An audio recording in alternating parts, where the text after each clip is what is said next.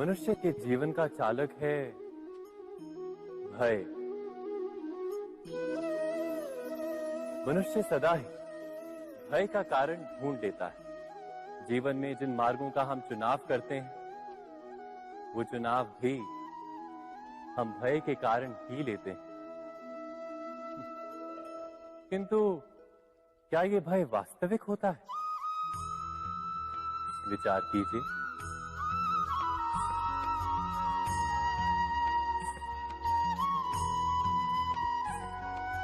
भय का अर्थ है आने वाले समय में विपत्ति की कल्पना। किंतु समय का स्वामी कौन? ना तो हम समय के स्वामी हैं, ना हमारे शत्रु या प्रतिस्पर्धी। समय तो ईश्वर के अधीन चलता है। तो क्या यदि कोई आपको हानि पहुंचाने के लिए केवल योजना बनाता है, वो वास्तव में आपको हानि पहुंचा सकता है? नहीं। किंतु भय से भरा हुआ हृदय हमें अधिक हानि पहुंचाता है। क्या ये सत्य नहीं?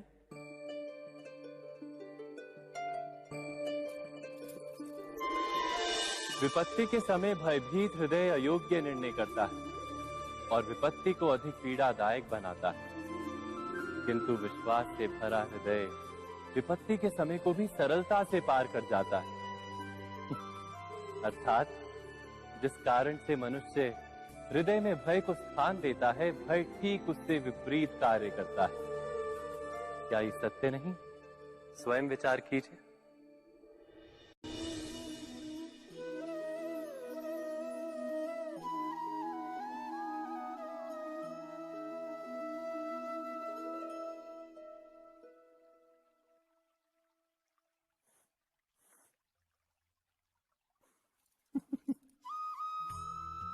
जीवन में आने वाले संघर्षों के लिए जब मनुष्य स्वयं को योग्य नहीं मानता, जब उसे अपने ही बल पर विश्वास नहीं रहता, तब वो सद्गुणों को त्याग कर दुर्गुणों को अपनाता है।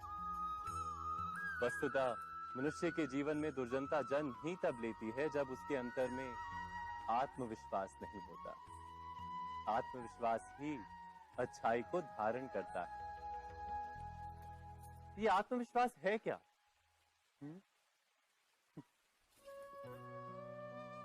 जब मनुष्य ये मानता है कि जीवन का संघर्ष उसे दुर्बल बनाता है, तो उसे अपने ऊपर विश्वास नहीं रहता। वो संघर्ष के पार जाने के बदले संघर्ष से छूटने के उपाय ढूंढने लगता है। किंतु जब वो ये समझता है कि ये संघर्ष उसे अधिक शक्तिशाली बनाते हैं, ठीक जैसे व्यायाम करने से देह की शक्ति बढ़ती, तो प्रत्येक संघर्ष के साथ उसका उत्साह बढ़ता है। अर्थात आत्मविश्वास और कुछ भी नहीं, मन की स्थिति, जीवन को देखने का दृष्टिकोण मात्र है। और जीवन का दृष्टिकोण तो मनुष्य के अपने वश में होता है। स्वयं विचार कीजिए।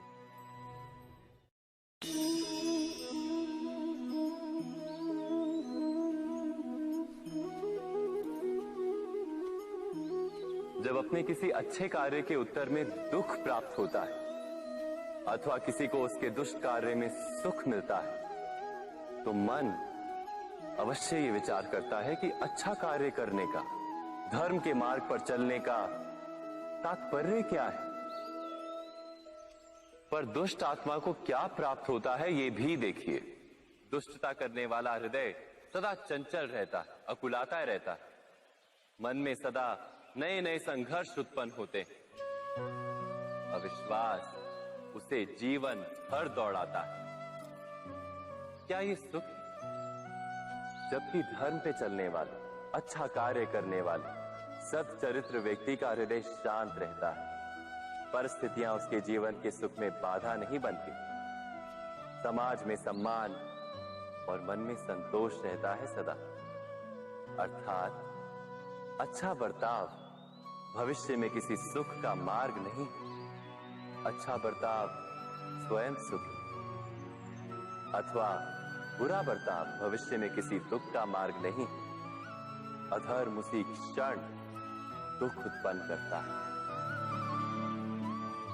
धर्म से सुख नहीं, धर्म स्वयं सुख है।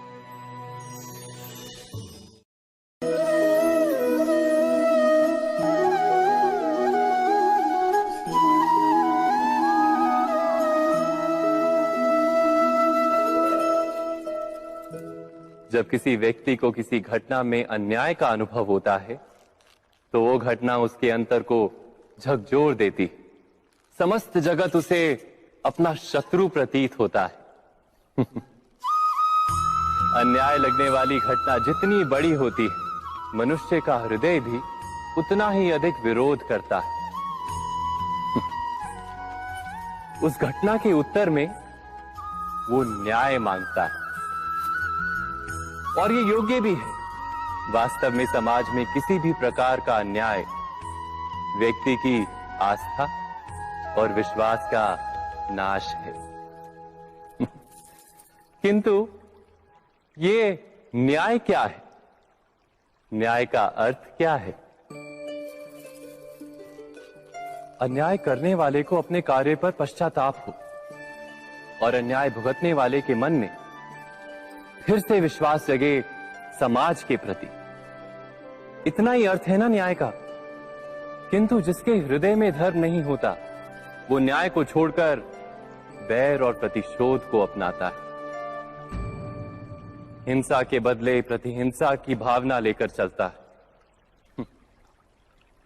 स्वयं भोगी हुई पीड़ा से कहीं अधिक पीड़ा देने का प्रयत्न करता है, और इस मार्ग पर चलते अन्याय को भुगतने वाला स्वयं अन्याय करने लगता है।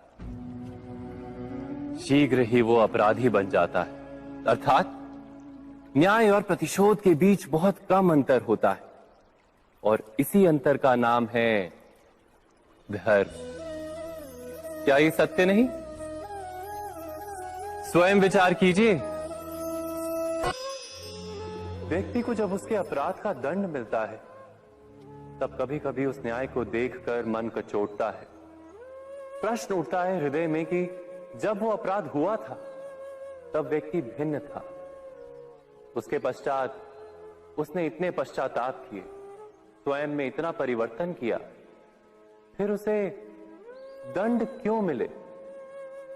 पर जहां आघात होता है वहां प्रत्याघात भी होता है। जैसा कर्म वैसा फल।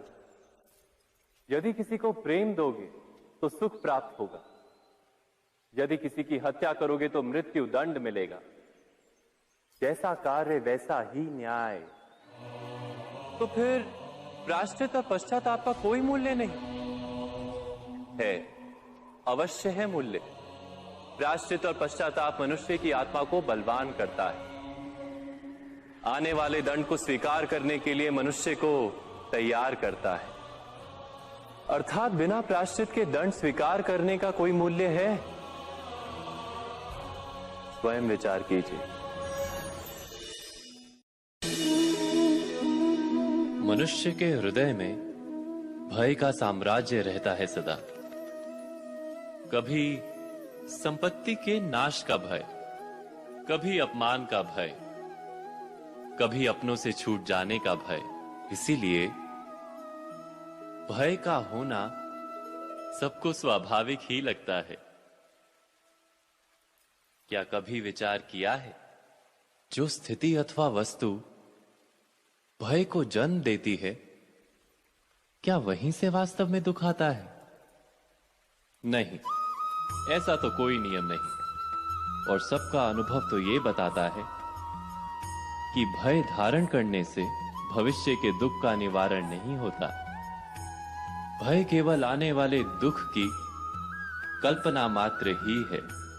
वास्तविकता से इसका कोई संबंध नहीं है। तो क्या ये जानते हुए भी कि भय कुछ और नहीं, केवल कल्पना मात्र ही है, इससे मुक्त होकर निर्भय बन पाना क्या बहुत कठिन है? अवश्य विचार कीजिएगा।